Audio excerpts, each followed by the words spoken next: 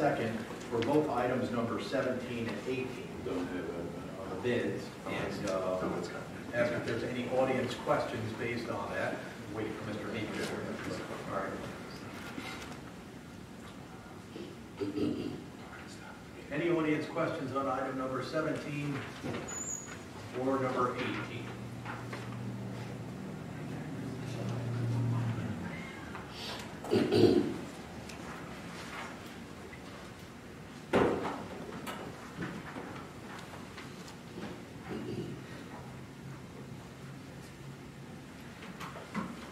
Okay, once again, number 17 and 18, we have a motion and a second. All those in favor? Aye. Aye. Moving on to number 19 on the agenda is a discussion and possible approval for bid of the bid for 2019 municipal complex emergency generator. Mr. Wu. Yes, this project was in the capital improvements project for 2019. We have an undersized 20-year-old natural gas generator. It was undersized to begin with. It doesn't operate. We have elevators in this building, and police doesn't operate the elevators, doesn't operate HVAC. So the police obviously have to stay, whether it's warm or cold. I have to send staff home if it's too hot or too cold, and it's at the end of its useful life. So this bid is for the electrical work, and Dave chipped in, obviously, with any. We put out for bid the installation portion. We will be purchasing the actual generator on CoStar's. Dave, 166, generally? Or was 116? Yeah. Okay. The generator itself is $116,000. We received a base bid from Cedar Electric of $146,000 plus one change order of an alternate, which includes a docking station for the Public Works building. So in case we have our second generator fail, we could bring in a mobile generator to power Building D, so we can keep them in operation. We don't have access to any of that equipment right now, and it's to our detriment. Yeah, this spec follows what we've been doing with the sewer. Right. Operation. Right. So with the alternate of the docking station, again, for that mobile generator, God forbid we need it, brings the total to $188,208, plus the $116 for the generator. It's below the budget, $450 for next year. So we wanted to get this bid in so we would have an indication if our budgeting for 2019 was corrected. It's more than adequate at the $450 for next year. So staff, our engineer, we will all recommend approval. Mr. Pernell, sir. Yes, my comment is it's about time. Okay, my comment is I agree. You know, in today's society, most emergencies are going to be natural storms, weather conditions, etc. But you can't discount man-made emergencies, and this complex absolutely has to be open. Cannot be without it. That's that. Seeking a motion? I'll make the motion to approve. Okay, I'll second. I have one for Nico. Cedar. Okay. Cedar Electric. And do we have any comment from the public? Dr. White. Casey, this can power the whole building? Yes, sir. Yes, the current generator only powers about half the building, as we say. Again, no HVAC, no elevators. We've had to cancel, I think, 2 meetings in the last few years because we lose power. You know, we can all take the stairs, but we can't have a meeting up here because we don't meet ADA with no elevator. So we've had to cancel meetings at the last minute because of the storm. So this will power everything. Another pet peeve: our large copiers are not powered. So we start to lose functionality during storms. That's a good price. Go ahead. Okay. Any other questions or comments from the audience? Okay. All those in favor? Aye. Next item on the agenda, I think it's a continued discussion from our last meeting that we did of the 2008 Crown Victoria surplus police vehicle. I know there were some questions and some concerns about that. Mr. LeBlanc, where are we at with that? Yeah, we received one bid for that. Well, actually 2 bids, but the one was really bad. We're always looking for the high bid when we sell our cars. We received a bid of $300 really bad. 369. Yeah, 369, and the car, I mean, it's junk. Doesn't run, it's worthless. Were you able to check with the fire department? Yes, and I think Mr. I received an email from Fame Hire Company, they are willing to take it from us. And the bidder, company, Emergency Remarketing from Ohio, we've never dealt with them before. They watched our live stream, and I got an email, I think the next day or day after, what is wrong with you people? I'm withdrawing my bid. I get to keep his bid bond of $36, yay. So he's out of the picture anyway. We value our fire company. We do. So if that's the consensus of the board, we will make that happen.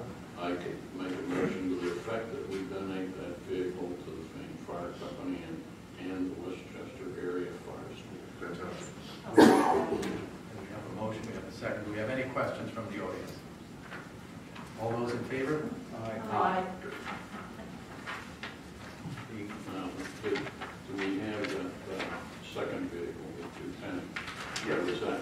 That was awarded last month, so. Yeah, there was no question on that. No. We actually received a pretty good bid for it. And the company, we've dealt with the company for many years, Chicago Motors, they use them for parts for taxis. So hopefully he'll be picking that up this week. I have his check, so we have the money. He's just got to send a truck for it to pick it up. Sure, thank you. The next item on the agenda is discussion and possible approval of independent contractor agreement for constable services with Constable Raymond Scheller. Who would like to discuss that? I believe that's, Craig, can you give us an idea of this individual? Sure. Is he still a police officer in Parksburg? I noticed, no. No, they're, first of all, we occasionally, very occasionally, like maybe once every 2 or 3 years, use constable services if we have to issue citations for various code violations and the person to whom the citation is issued does not respond. It goes to a warrant, and the constable is needed to serve a warrant for civil matters. We have had an agreement with Constable Pilati in the past. He is no longer available. So Constable Scheller is available and is a qualified state constable. I think you may be mixing Ray Scheller up with Brian Scheller, who is the chief of police in Parksburg. So they're brothers, but they're not the same people. So Ray Scheller, the constable, is a full-time constable, as is his wife. And they've been providing constable services, I don't know, for quite a while. I don't know how many years. Prior to him becoming a constable, he was a police officer in East Brandywine Township. I would like to add to that I know the individual and for quite a few years. And, I have nothing bad to say about him. I don't have a problem necessarily with it, but I think I'd like some more time to go and look into other constables who are more local. Well, we actually don't have any more time Well, because I have was a just warrant about to say. sitting on my desk right now that expires 120 days from when it was issued, which was 90 days ago, because we've been trying to get a constable to serve it and we don't have one. So I would propose that perhaps you could use this individual for that. I would suggest that to the board, but I think going forward, before we just give time to look into other possibilities.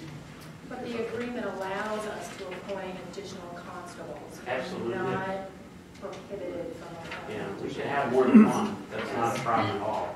And as far as the fees and all go, they're set by the They're state. set by the state. So, yeah, I mean, it's not a cost issue. We can't go any cheaper or more expensive than what we have now.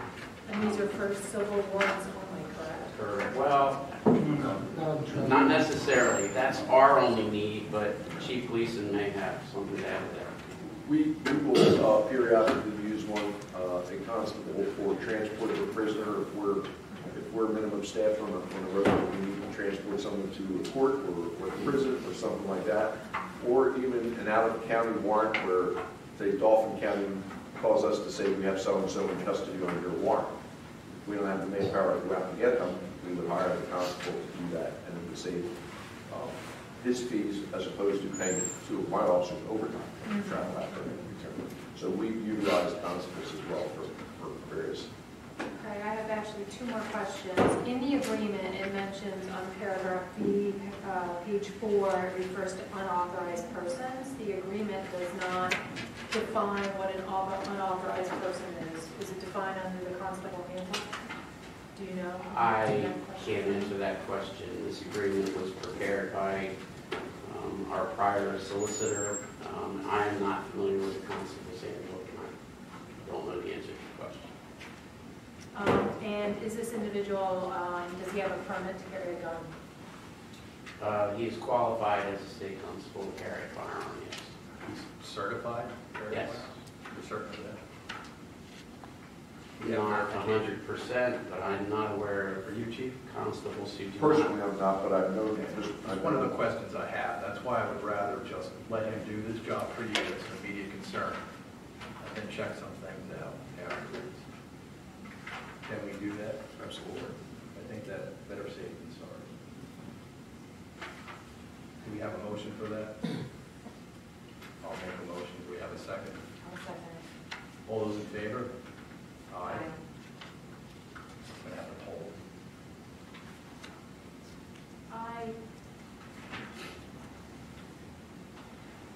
I'm going to say I'm not going to agree. I'm not saying that. Okay, so let me understand. Clarify the motion. Yeah, so, and correct Since me the if I'm- motion was to engage Mr. Scheller On this one. well, for this, and then direct staff to get more information to clarify issues with the contract. That's how I. Was that it, Mr. Piel? Yes, sir. Okay. So for the immediate concern that we have about getting it, it's okay, but I do have some questions. I just would rather, this is the first time I'm seeing this on this agenda. There's plenty of constables. Mr. Scheller, I know, is a qualified constable. He's from Parksburg. We have a lot of constables in this area that work out of these courts nearby, close by. We live here, so I would rather just get an opportunity to see what choices we have. In the meantime, since there's an immediate concern, I understand that.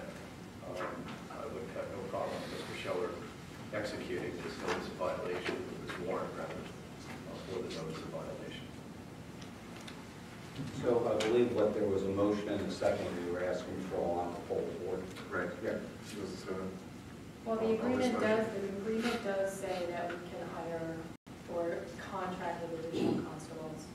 And based on Rick Craig and Chief Gleason's information, I'm fine with entering into this contract with this individual. So That would be a nay. that's a no. It's a no. 2 yeas, nay. Ed? No. Nay.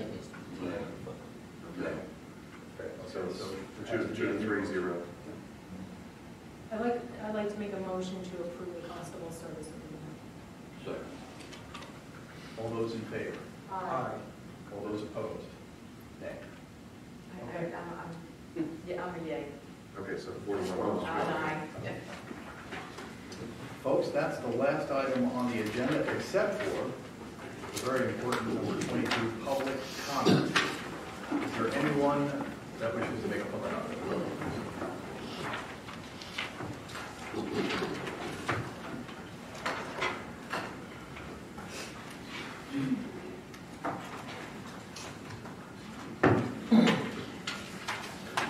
My name is Bob Roger from West Goshen Township. On March 9th, 2018, I had a communication with a member of the Board of Supervisors. I was told that in a discussion with Public Works people, the supervisor was told that the snowplow drivers cannot control the snow throwback coming off the plow. This is totally inaccurate because whether you look at momentum, acceleration, speed is what dictates the force that causes the snow to be thrown at variable distances. As I stated at a previous meeting, no snow was thrown onto my walkway for 30 years prior to February 14, 2007. that proves that the throwback was controlled from 1977 to 2007. The supervisor also stated that it was mentioned that the township policy is to clear the roadways curb to curb to ensure drains are open to avoid any possible flooding. I have photos and video recordings that will show this policy has repeatedly been violated for years. I have one sequence where a storm hit on February 13, 2014, and on March 8, 2014, the drains were still not open. There are also recordings at weekly intervals in between that will document this clear violation is what is stated to be township policy. Mr. Chairman, what are the consequences if township employees repeatedly violate township policy or endanger the public welfare by creating a hazardous condition with snow throwback on the walkways? That was a question. I'm sorry, sir, you're going to have to pose that question again, because it sounded like a statement. Mr. Chairman, what are the consequences if township employees repeatedly violate township policy or endanger the public welfare by creating a hazardous condition with snow throwback on the walkways? If that was the case, we would investigate and take proper action. Well, I've been at the last 6 meetings, I believe, and previous meetings in 2014. I've had 3 incident reports from 2012, 2016, 2018, and nobody's investigated anything yet. That's not true. I have heard from staff who told me, I promised you the next significant snowfall we have, I'm going to go there myself to your property. I'm going to be in that truck when that plow goes by. So, Mr. Chairman, that is not going to change what's taken place the last 11 years. I believe it would. No, it wouldn't, because I'm the one that has been putting up with this for 11 years without any response from the board or township officials or anybody else.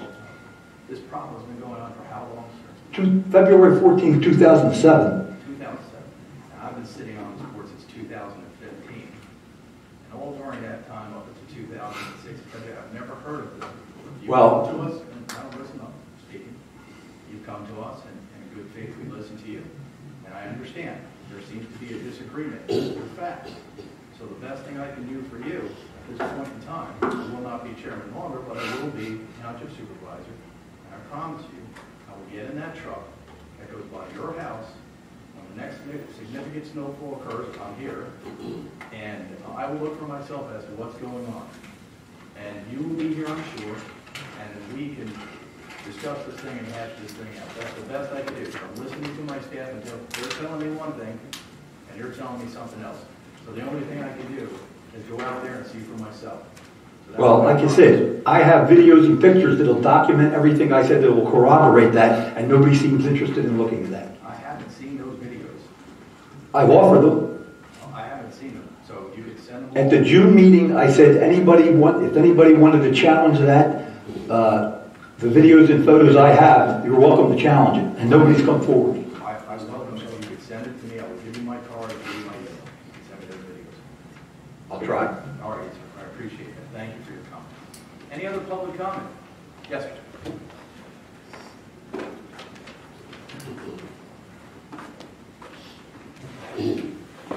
Abbas Erberi. Israeli government sends all its defense forces and high-ranking public officials and low-ranking public officials to a training called in English verbal judo. In this country, hospital workers, critical staff, criminal defense lawyers, chief of police, hostage negotiators take that course. There's 3 levels to that, beginning, medium, advanced. Advanced, you can get those trainings as videotapes. Best $3,000 I've ever spent. As an immigrant, as a foreigner, as somebody that's not in control of the English language yet. Mr. Chairman, my interaction with your department, with your township employee, more specifically your police department, has been atrocious. As an individual that I feel I can add something to this community, I highly recommend some sort of an intervention, some sort of a training, more specifically to your police department. I have already seen improvement a little bit. most of the people would be terrified of coming and challenging the police, challenging authority. You would really have to be a lawyer, code enforcement officer, and some sort of a brass, you know what, to be able to tackle this issue. So as somebody want to improve this township and improve the environment, I highly recommend that. These trainings are available. As an officer of the court, you have handed deposition training as a videotape to your client to get themselves prepared. Similar to that exists. I'm sure Chief has heard of it. Most of your hostage negotiators, they have gone through that training. It's a good investment because sooner or later, the way they communicate with the public is atrocious. It's just atrocious. And I have the expertise to recognize that because of my interaction with this department. Thank you. Thanks, Mr. Berry. Any other public comment? Dr. White.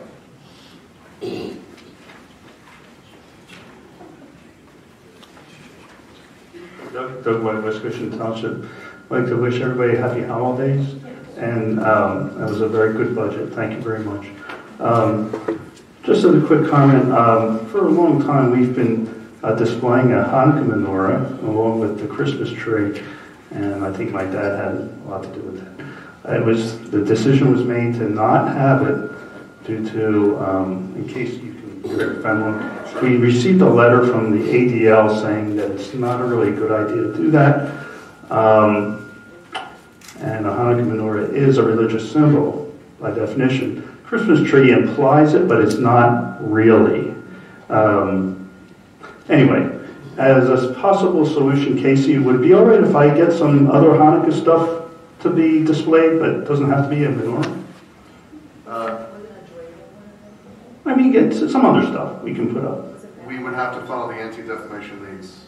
Okay, as long as it's not a religious Correct, symbol. because we would be opening ourselves up to the Satanists and the Free Thought Society and the Flying Spaghetti Monster. I'm not making this up. I know. I have stuff downstairs, Doug. You understand? Yeah. I don't need my lobby jumping. I know. But Very careful. But I'm serious. I'm totally serious. Those are exact examples. Okay. But that's I mean Casey, to your point, you got the letter. It's been up before, and you thought about it and said, well, maybe we ought to think about this. But as a solution, maybe there's other stuff. But just to acknowledge our Jewish residents, and we can come up with something good.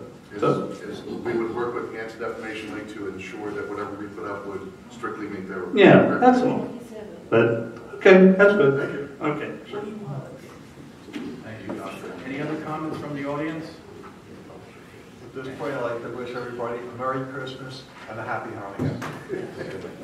Merry Christmas, Happy Hanukkah, Happy Holidays to everyone. Thank you. It's been a very busy year. I think we've accomplished a lot. I've enjoyed being the chair. Soon we'll be having a new chair. As Robin Stunzbeck in our reorganization meeting, please be sure to show up. Until that time, everyone be safe and have a great holiday season. Thank you.